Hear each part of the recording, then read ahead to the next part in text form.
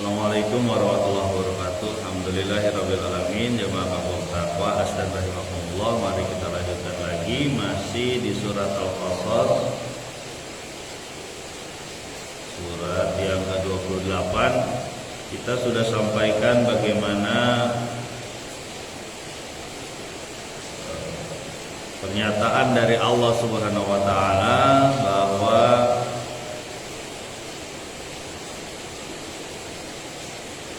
mereka meminta, orang-orang Quraisy meminta supaya Muhammad diberi kekuatan dan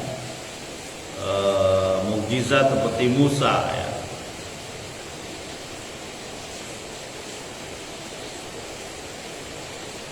Padahal mereka mengingkari Musa ya. Sudah pernah atau sudah ada di sekeliling mereka orang-orang yang mempercayai Alkitab Taurat ya. Tapi yang mereka lakukan adalah mereka tidak percaya dan menyatakan bahwa Musa merupakan ahli sihir ya, bersama Harun, dan mereka saling membantu untuk menyebarkan sihir, kira-kira begitu. Jadi mereka menyatakan kalau betul Muhammad itu nabi, cobalah seperti Musa.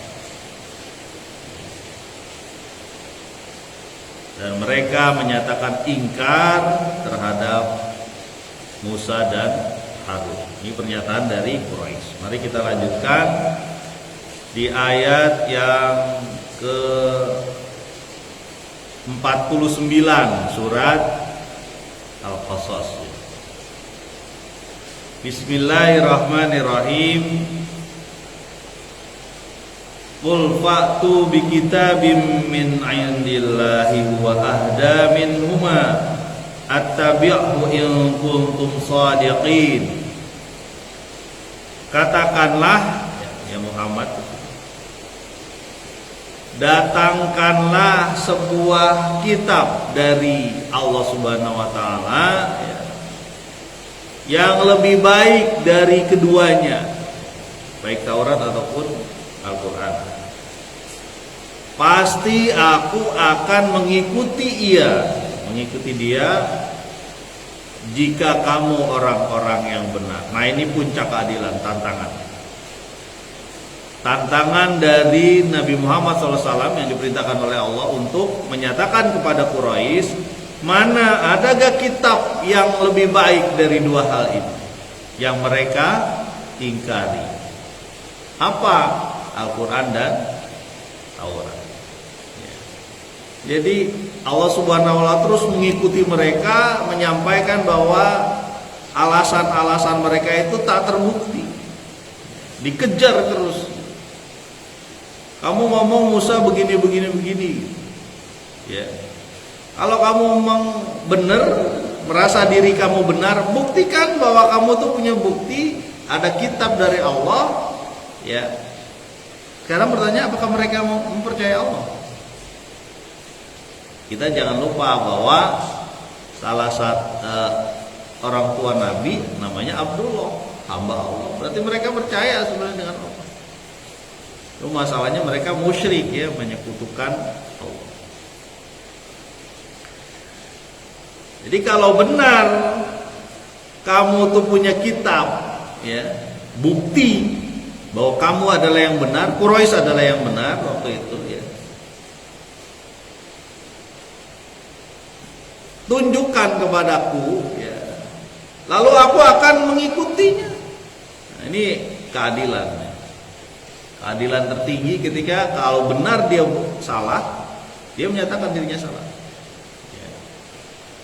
Nah, ini tantangan kepada Quraisy ya, yang diperintahkan oleh Allah agar dikatakan kepada Nabi Muhammad SAW, qul fa'tu bi kitabim min 'indillah, datangkanlah kitab dari Allah Subhanahu wa taala ya. Huwa ahda minhuma, yang lebih baik, lebih memberi petunjuk dari dua kitab tersebut, yaitu Taurat dan Al-Quran. Mana buktinya? Attabi'hu in kuntum shadiqin, maka akan aku ikuti dia kalau beneran. Ini tantangan dari Allah Subhanahu wa taala disampaikan kepada Nabi, Nabi menyampaikan kepada orang-orang Quraisy. Ini sekarang pertanyaannya, mungkinkah mereka sampaikan ya? Selama ini mereka mengingkari ahli kitab di sekelilingnya. Ahli kitab di sekelilingnya dianggap nggak benar kira-kira menurut dia. Walau memang pada saat itu ada penyimpangan-penyimpangan yang terjadi. Tetapi di sebagian ahli kitab ada yang lurus pada saat itu ya. Artinya lurus tetap menyatakan penghambaan kepada Allah saja. Makanya ketika Nabi Muhammad SAW berdagang dengan Abu Thalib, kemudian dia ditemui salah seorang pemuka kaum Nasrani atau Yahudi waktu itu ya, Nasrani ya, dan menyatakan kepada Abu Thalib, kalau saja umurku sampai pada saat dia diangkat jadi Rasul, aku akan jadi pembelanya ya. Jadi sebenarnya kaum Quraisy itu ngerti bahwa ini bakal ada pengangkatan Rasul di Arab. Jamaah Kampung Takwa Asdan rahimakumullah dan siapapun teman-teman yang mendengarkan, melihat siaran ini ya. Jadi ini bantahan, kata putus dari Allah Subhanahu wa taala nggak ada, itu cuma omongan mereka aja. Kalau mereka bilang coba turunin tuh seperti Musa bisa ngebelah lautan, punya tongkat jadi ular kan. Kemudian ada kitabnya berupa suhuf, berupa lembaran-lembaran yang langsung nyata, yang bisa kita lihat, gak kayak Al-Quran yang awang-awang, gak kelihatan. Mana buktinya? Gak ada. Itu adalah nanti disebutin nih di ayat selanjutnya. Jemaah Kampung Takwa Asdan rahimakumullah. Ini sebenarnya bentuk dari penguatan kita kepada kitab kita sebenarnya, kepada Al-Quran. Bahwa kitab Al-Quran dulu didustai ya. Dianggap sihir ya. Dan dianggap perkataan dukun ya. Padahal wala biqauli kahin, dia bukan perkataan dukun, bukan juga sihir, bukan juga syair, bukan ya. Ini adalah perkataan dari Allah Subhanahu wa taala. Jamaah Kampung Takwa Asdan rahimakumullah, Aspak dan Gunung Batik Tengah juga mungkin sampai ya suaranya. Ini enggak tahu kalau lagi hujan begini nih. Di Bogor hujan deras pagi-pagi, salah satu khas dari kota ini, pagi aja bisa hujan. Alhamdulillah. Agar waspada lah teman-teman yang berada di bawah ya, kota-kota yang di bawah. Ayat selanjutnya ayat yang ke-50. Fa illam yastajibu laka fa'lam annama yattabi'una ahwa'ahum wa man adallu mimman ittaba'a hawahu bighairi hudam minallah. Innallaha la yahdil qaumal zalimin. Dan jika mereka tidak menyahuti seruanmu atau tidak mengabulkan permintaanmu tadi ya, permintaan Nabi Muhammad untuk bukti ya, maka ketahuilah bahwa sesungguhnya mereka hanyalah mengikuti hawa nafsu. Dan siapakah yang lebih sesat dari orang yang mengikuti hawa nafsunya tanpa petunjuk dari Allah Subhanahu wa taala. Sesungguhnya Allah tidak memberi petunjuk kepada orang-orang yang zalim. Ini dibongkarlah semua kedok mereka bahwa mereka itu hanyalah penyembah nafsu. Ilahahu hawahu. Tuhannya itu sebenarnya hawa nafsu, bukan Allah Tuhannya dia. Dia cuma sebagai kamuflase, sebagai penyembunyian, bahwa dia katanya mengagung-agungkan Allah, dia menjadi pemberi minum orang-orang yang pergi haji, tapi ketika disuruh untuk membersihkan diri, membersihkan kecintaan dia hanya kepada Allah saja, mereka tidak mau. Jadi pada dasarnya mereka adalah penyembah hawa nafsu, bukan penyembah Allah. Ilahahu hawahu, ilahnya adalah, Tuhannya adalah nafsu, ya. Dia nggak mau bergeser kekuasaan dia, ya. Kekuasaan dia bergeser kepada kekuasaan Muhammad. Kalau kekuasaan Muhammad yang hadir di negeri Mekah ini, hegemoni kita, kalau bahasa lain apa ya hegemoni itu? Mungkin mirip dengan penjajahan lah ya. Kekuasaan kita bakal dihancurkan oleh Muhammad. Sama seperti cerita Fir'aun sebelumnya kepada Musa, bahwa Musa akan menghancurkan kekuasaan Fir'aun, dan disebutkan juga bahwa orang-orang Kipti ini akan diusir oleh Musa. Ini model-model yang sama dan terus berulang. Orang-orang yang menyeru kepada Allah Subhanahu wa taala dikejar-kejar, diburu, dibunuh, dipenjara. Diadakan tipu muslihat, kalau perlu dibiayai dana yang banyak untuk menghancurkan reputasi dia, untuk menghancurkan kepribadian dia. Apa yang namanya? Pembunuhan karakter. Dia tidak dibunuh, tapi karakternya dibunuh. Kembali lagi ya, jamaah kampung taqwa astagfirullah, siapapun yang mendengar siaran ini, teman-teman yang melihat siaran ini, fa illam yastajibu laka fa'lam annama yattabi'una ahwa'ahum. Jika engkau tidak mendapatkan ya apa yang engkau minta. Selamat datang Pak Guru Pak Ketut. Semoga sudah pensiun ini semakin berkah ya, usianya amalnya semakin banyak insyaallah. Terima kasih sudah membimbing kami. Kembali lagi bahwa kalau engkau ya Muhammad tidak mendapatkan apa yang engkau minta, yaitu kitab ya, kepada Quraisy, kalau engkau Muhammad tidak mendapatkan yang engkau minta, yaitu kitab, maka ketahuilah bahwa mereka tuh hanya menyembah nafsu, hanya mengikuti nafsunya saja. Ini yang berat ini, karena pilihan itu cuma ada dua kawan. Menyembah nafsu, menolak kebenaran, atau dia mengakui Allah Subhanahu wa taala, mengikuti kebenaran. Jadi cuma dua, kehidupan ini juga sama, cuma dua. Kan Nabi Muhammad SAW mengatakan bahwa kalau engkau mengikuti hatimu, ya insya Allah. Karena hati itu salah satu indikator kebaikan atau keburukan. Indikatornya tuh hati. Kalau ada rasa, makanya disebutkan dosa. Yang disebut dosa adalah sesuatu yang membuat hatimu tidak enak dan kamu nggak enak kalau dilihat orang lain.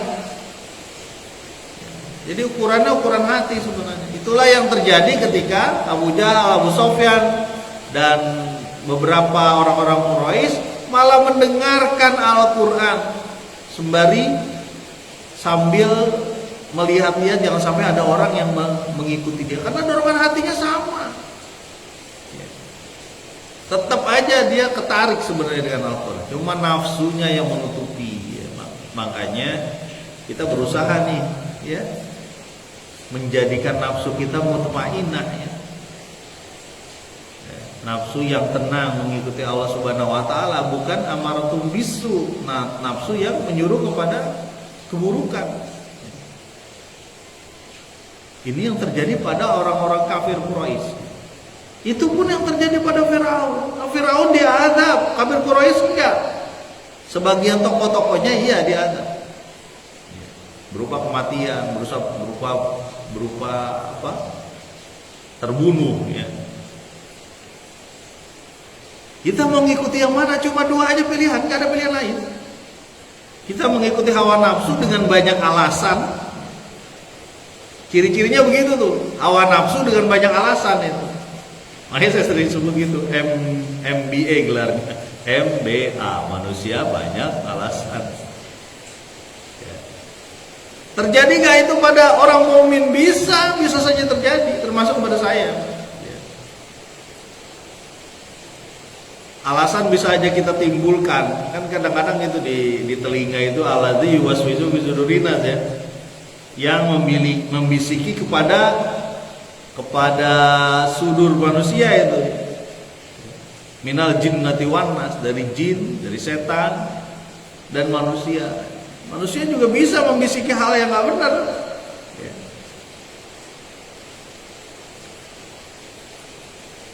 Kembali lagi ke ayat, waman adallu mimman ittaba'a hawahu bighairi hudam minallah. Dan siapakah yang lebih buruk, lebih sesat ya, dari orang yang mengikuti hawa nafsunya ya, tanpa petunjuk dari Allah. Sekarang memang begitu, hawa nafsu bisa jadi kemudi kita ya. Supir kita itu bisa hawa nafsu ya. Ini hati-hati. Makanya penting bagi kita untuk mendengarkan terus ayat-ayat Allah, masukin terus peringatan-peringatan Allah, nadzir wa basyir, baik peringatan ataupun kabar gembira dari Allah, sehingga masuk ke dalam hati kita, menurunkan kadar hawa nafsu kita. Tapi bukan berarti kita memerangi hawa nafsu yang bersih, bukan. Karena nafsu adalah yang melekat, sifat yang melekat pada manusia, dan dia juga ada di hewan, termasuk ada juga di setan ya. Hawa nafsu kan karena kesombongannya setan, ngapain kita tunduk sama Adam ya. Ana khairum minhu, aku lebih baik dari dia. Khalaqtahu min tin wa khalaqtani min nar. Dia engkau ciptakan dari tanah, engkau menciptakan aku dari api. Maaf ya, gengsi saya. Levelnya beda, makomnya beda antara Adam dengan saya. Nah, ini bahasa material nih ya. Menganggap api lebih baik dari tanah.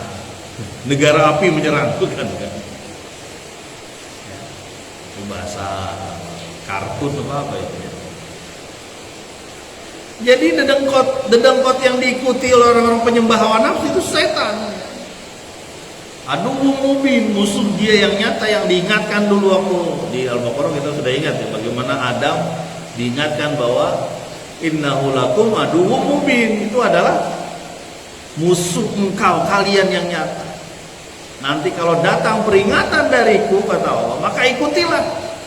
Ya itu peringatan itu nabi-nabi, termasuk Al-Quran ya.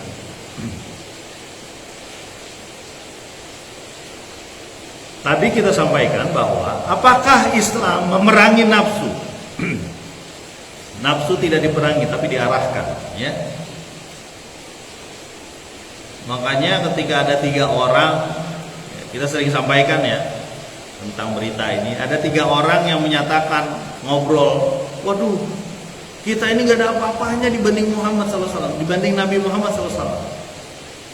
Kalau dia sholat luar biasa, kalau dia puasa luar biasa, kalau dia berkorban luar biasa, kalau dia berinfak luar biasa, apa aja dikeluarin buat dia. Ya, kemarin saya sampaikan bagaimana Nabi setelah sholat langsung pulang ke rumah. Habis sholat, assalamualaikum, langsung pulang ke rumah. Setelah agak lama, sahabat masih di sini, masih di sini lagi. Sangat merindukan ya, kita sangat merindukan bersama dengan majelis Nabi. Ya. Bagaimana kita mendengarkan perkataan dia, mendengarkan bagaimana lemah lembut perhatian dia pada siapapun, termasuk pada anak kecil. Termasuk bercandanya dengan nenek-nenek. Dia bercanda juga dengan nenek-nenek, jangan salah. Nabi Muhammad juga bercanda dengan nenek-nenek. Ya.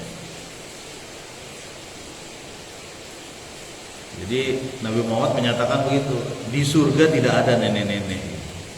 Nangis dia itu nenek-nenek itu. Terus dipanggil ditanya, kenapa engkau menangis? Tadi kau menyatakan di surga nggak ada nenek-nenek, terus aku gimana dong? Bukan, di surga nanti berubah lah menjadi muda terus gitu maksudnya. Bercanda juga dia.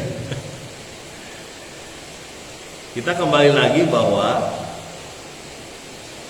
nafsu itu dikendalikan, bukan diikutin terus, dikendalikan. Makanya 3 orang tadi ngomong begitu. Kalau begitu aku nggak mau nikah, karena nikah nanti akan menjauhkan aku sama Allah.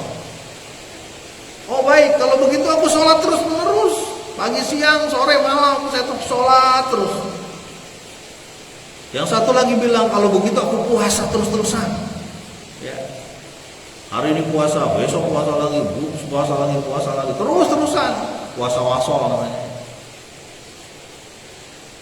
Nah, cerita 3 orang tadi didengar oleh Nabi dan dipanggil lah. Apakah kalian yang mengatakan ini dan itu? Maksudnya ini dan itu yang tadi cerita. Iya ya.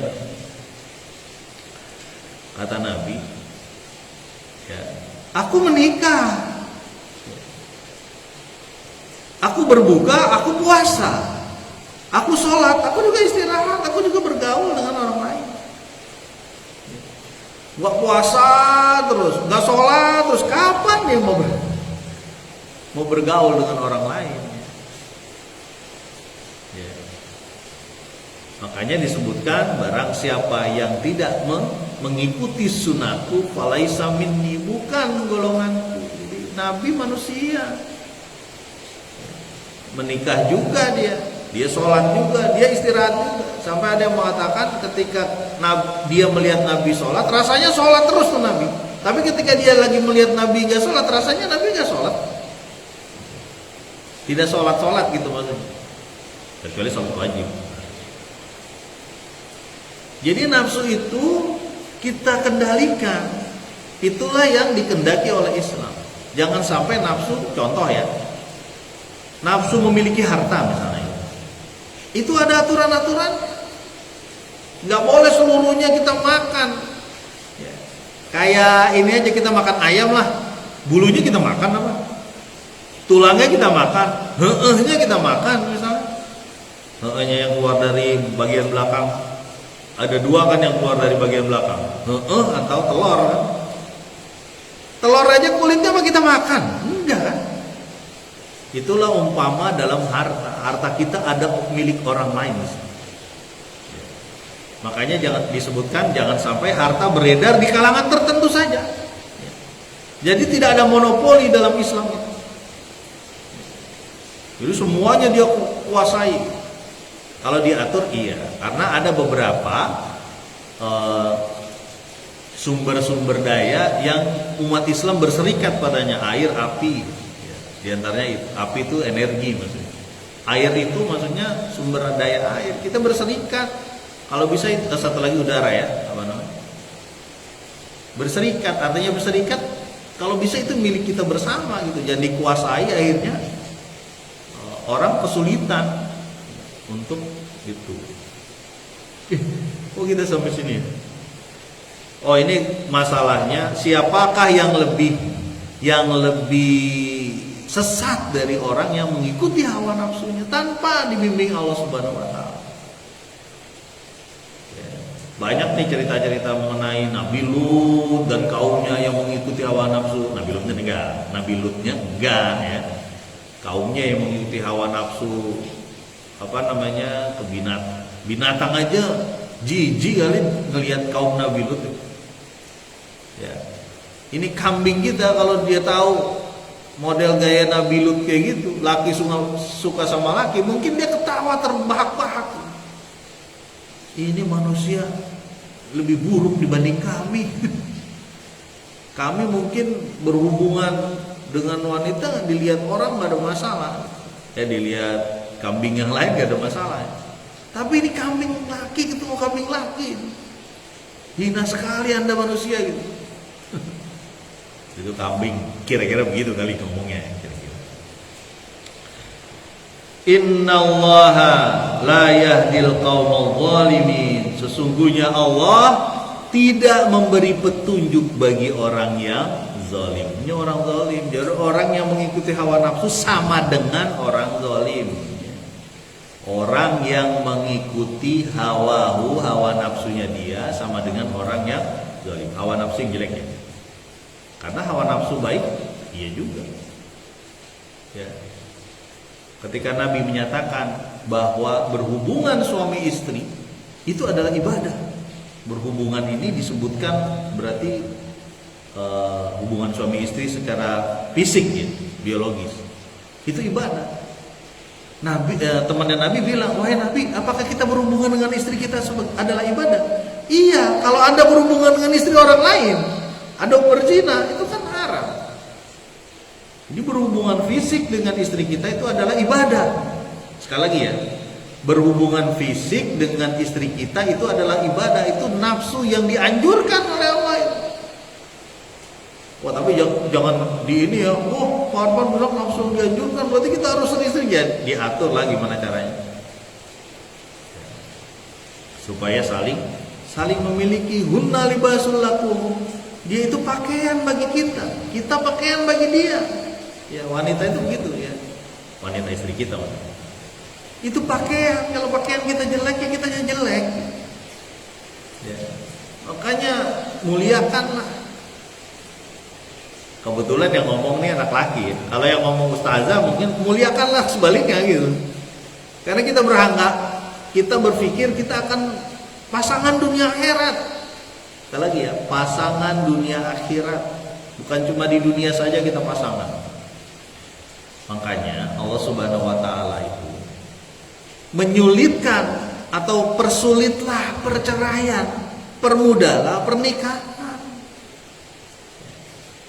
Karena lembaga perkawinan ini mitsaqan ghalidha. Ya. Lembaga yang memelihara nafsu. Ya. Jangan sampai kayak orang Quraisy zaman jadul, zaman jahiliyah, ada 4 tipe perkawinan sering saya sampaikan. Dan mirip saja dengan mungkin tipe-tipe yang sekarang. Ganti pasangan lah macam-macam. Innallaha la yahdil qaumadz zalimin. Sungguhnya Allah tidak memberi petunjuk pada orang-orang yang zalim. Dicap nih mereka yang orang-orang yang menuruti hawa nafsu dengan tidak hak, tidak benar. Ngomong aja bahwa Musa, Harun itu lebih baiklah dari Muhammad. Padahal dia sendiri gak percaya dengan mereka. MBA, manusia banyak alasan. Mudah-mudahan kita tidak termasuk hal tersebut. Orang-orang yang diseru kepada Al-Quran tapi melalaikan bahkan menganggap Al-Quran dusta. Mudah-mudahan bermanfaat. Subhanakallahumma wa bihamdika asyhadu an la ilaha illa anta astaghfiruka wa atubu ilaik. Assalamualaikum warahmatullahi wabarakatuh.